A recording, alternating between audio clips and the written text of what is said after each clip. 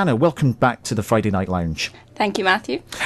So, what is CHAS? Well, the Children's Hospice Association Scotland, or CHAS, is a Scottish charity that provides the only hospice services in Scotland for children and young people with life-shortening conditions.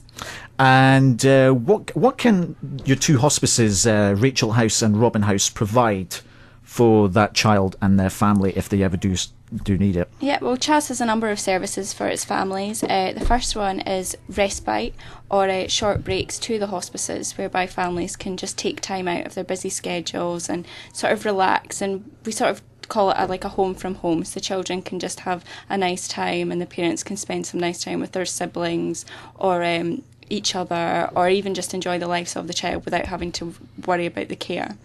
We also have a home service, which means that our nurses and support teams will go into the homes rather than the children having to come to the hospice all the time. So it means that if it's a struggle to get down, a lot of the places we have children throughout Scotland, so often it's quite difficult for them to get to the two hospices. So we have nurses and support teams that go in and make sure that they get the care and the families get the time away. We also provide emergency support, which means that if there's a problem with the child or with the family itself, or even if there's something that's going wrong in the house, the child can come in for a few days or even a few months, and really to let the family and the child recuperate or the house get back to normal. And Rachel House also provides 24-hour telephone support. Is that just basically for emotional advice, or is it really for technical advice in terms of caring for the child?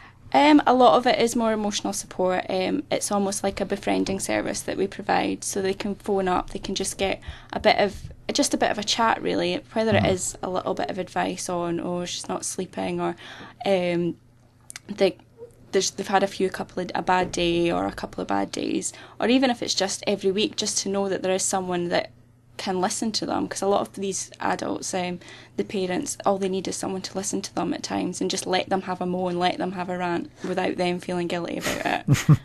It's better to do it over the phone rather than face to face, from what I can tell. In terms of, you've briefly mentioned CHAS at home. What does it how does it differentiate from the standard hospice services, apart from coming to your house, obviously? It doesn't differentiate an awful lot, to be honest. We have a support worker or a nurse going to the home.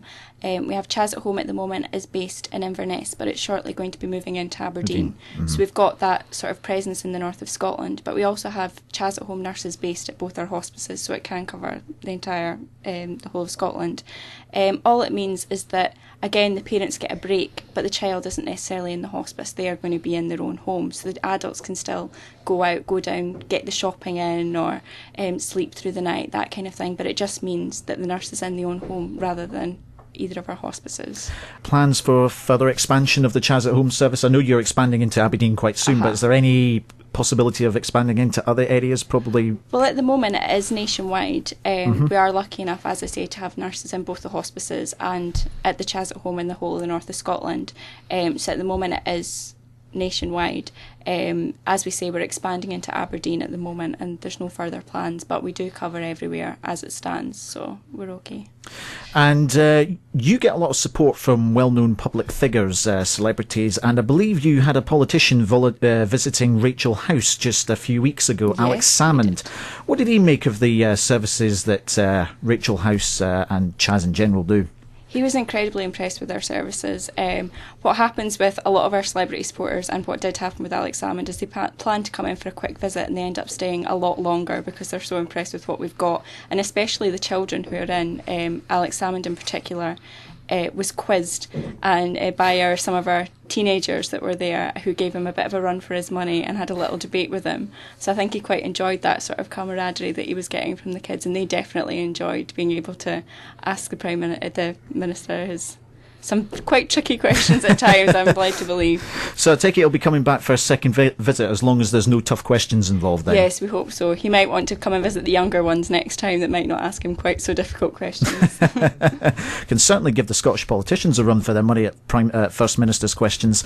So now I'm just looking at your newsletter brochure from the autumn and winter period, and some of the stuff that Rachel House does. One of the things they did last year, which was a free art exhibit, at the gallery in Brunton Theatre in Musselburgh. And I'm just looking at a couple of the pictures here just now. It's on page 7 on the newsletter, which you can find at chas.org.uk.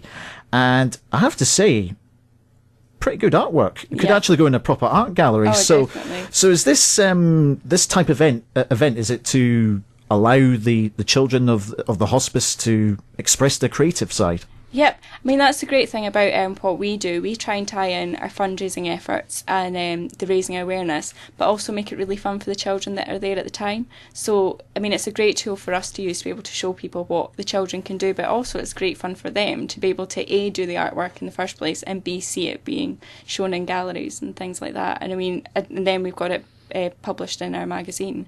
So it's fantastic for the kids to see it as well, especially when we get comments like you've just said that they really could be done and put up, and you wouldn't know that it was a child that had drawn most of them. They're fantastic. I mean, the two of them that really strike out to me are the ones, the Vuach Loch Leven and Clowning Around. Is lunch ready yet? I could probably see that in the Tate Modern as probably one of the modern art galleries. Probably do a lot better than Damien Hirst's job anyway. But it's really intriguing to see how they despite all the handicaps that they're suffering, they manage to do something as great and as creative as that. Yeah, I have to say that the children are fantastic, but as our activities team, we've got an activities team that you've got to be careful what you say to them, because if you say, I want a wedding in the hospice the next week, it'll happen within a couple of days. They're fantastic and they can make things happen. And because we can provide that one-on-one care, we can take as much time as possible, so it doesn't matter what the condition is or how limited the movement is for the child. We can work with them one-on-one for hours until they actually have achieved something, so there is something in front of them. So it doesn't really matter to us what the child's condition is. We'll manage to do what we can for them. And also the other things that you've been doing, creatively, probably not necessarily them, is the music sessions that you had at Rachel House. You had a couple of musicians coming along. You had Leon Jackson, X Factor winner, coming along as well. So what is the benefit of having these musicians coming in to do these music sessions? What's the benefit for the children? Well, the music therapy sessions that we do, we have a fantastic music therapist that comes in, as well as you said, some of the celebrities that we work with. I mean, music touches anyone's life. That's what the argument is that it doesn't matter what the condition is, even if the child can't hear the vibrations of, say, a drum beating, if you put their feet on a drum and beat a drum beat beside them, they can get enjoyment for that and they're joining in. And it just, again, it gets everyone involved together, not just the kids themselves, the care team, the family. And it's a nightmare. You can't walk into hospice when a music therapy session's going on, or you'll get roped into singing or playing a tambourine or doing something like that. But you can really tell it in all the children's faces. And it's wonderful to see, particularly a child that doesn't have the power of speech, them just light up when the music starts playing or when they get involved. It really is a special thing to see, and it's definitely something that we really enjoy doing down at the hospices. They don't just hear music in the hospice; they actually go to the Tea in the Park. Now, I think that's a pretty successful venture for the charity. Oh yeah, that's fantastic. Every year, I think there's fights amongst the staff as who's going to go to it and who's going to take the kids up. But it's always the staff that end up more tired than the children at the end of the day. They're still buzzing as they get back to the hospice, whereas the staff are ready to crawl into bed. Kind of thing. So, apart from that, you also do, frankly, a wide range of fundraising work. And one of the particular fundraising efforts that caught my eye in the newsletter was the partnership with CloseAid.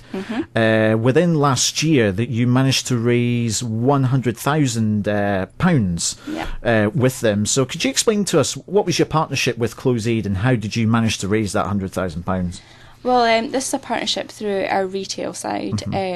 Basically, we've got a fantastic retail side that managed to build up this partnership with CloseAid, which means that they collect clothes for us on our behalf, and we get a percentage back of the money that they raise through it. So that's how we really managed to raise the money through that. And again, it's all through the fantastic work of our retail team.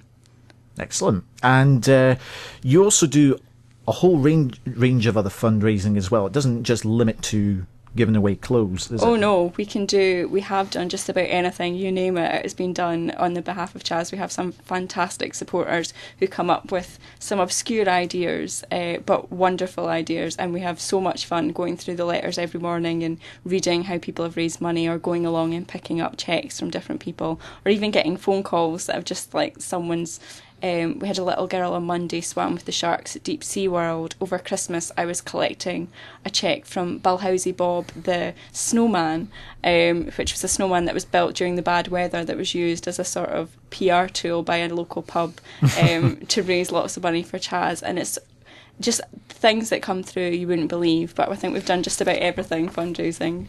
And the other stuff that you've been doing, I believe you've been doing a few fashion shows, which you managed to raise about £3,500 within a 6-month period, and you got £1,479.60. Try and say that when you're drunk. From Strathaven Academy for the big Reed and Rachel and Robin House. So people do really get behind Chaz when there's a fundraising opportunity. Oh, massively. It's actually incredibly overwhelming every time you come in and you see the kind of money that comes in from different fundraising events, or even the sort of different age groups and variety of people who really do get behind the support the events themselves. It's a lovely group of people that come and visit us. It's a lovely group of people that raise money for us, and it's overwhelming to work for somewhere that gets this sort of support. Now, how can we volunteer for Chaz?